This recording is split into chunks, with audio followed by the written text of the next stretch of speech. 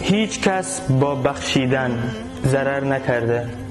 این غروره که بیشترین ضربه ها رو بهت میزنه. از خدا بخوام که وقتی باعث آزار کسی شدیم قدرت عذرخواهی کردن رو داشته باشیم و اگه کسی باعث آزار ما شد قدرت بخشش رو داشته باشیم. گوش بده. یه شبی حسن بصری رحمه الله دعا میکرد که خدایا کسی که بهم ظلم کرده رو ببخش. یه شخصی بهش گفت که دیشب شنیدم دعا میکردی و آرزو میکردم کاش به جای اون کسی بودم که بهت ظلم کرده. چرا اینجوری دعا میکردی؟ حسن بصری رحمه الله گفت که مگه نشنیدی الله متعال میفرماید فمن عفا و اصلح فاجره علی الله.